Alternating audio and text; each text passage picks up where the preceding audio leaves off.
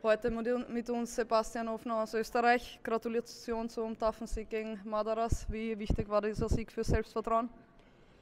Naja, für Selbstvertrauen war er schon sehr wichtig. Also immer enge Matches.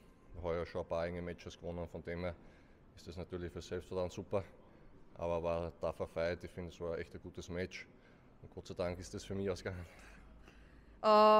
Im zweiten Satz warst du bei 5-5 kurz davor, das Break zu kassieren, hast es aber doch noch gewendet. Was ging dir durch den Kopf? Naja, wenn ich jetzt einen Punkt verliere bei 0,40 bei meinem Surf, dann wird wahrscheinlich das Match vorbei sein. Ja, das ist mir durch den Kopf gegangen, aber Gott sei Dank ein paar gute Bälle gespielt und das Game noch überdreht. Aber ja, also das glaube ich, wenn ich da das Break gekriegt hätte, glaube ich nicht, dass es gewonnen hätte.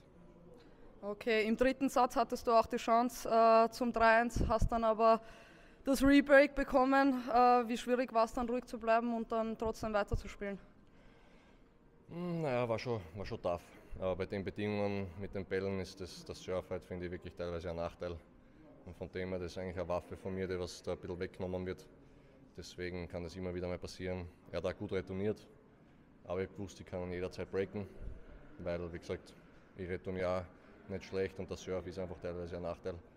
Und von dem her habe ich gewusst, ich muss nur dranbleiben und dann schauen.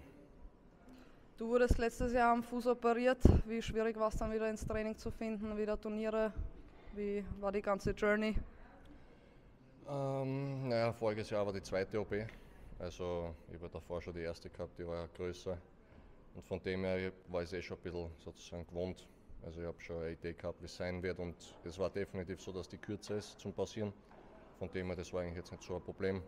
Aber trotzdem dann gleich wieder gut reingestartet. Ich habe doch dann 3 Monate wieder kein Turnier gespielt. Und gleich in Australien ganz gut gespielt, dann in Teneriffa Finale beim Challenger. Von dem her war es wieder ein guter Start. Sehr gut, das freut uns, dass du wieder back bist. Und ja, du warst schon öfters in Kroatien, aber das erste Mal in Zadar. Wie gefällt es dir hier im Falkensteiner Punta Scala Resort bisher? Nein, das Hotel ist super. Also es ist sicher eines der besten Hotels auf der Challenger Tour, würde ich mal sagen. Und von dem her, das ist echt mega.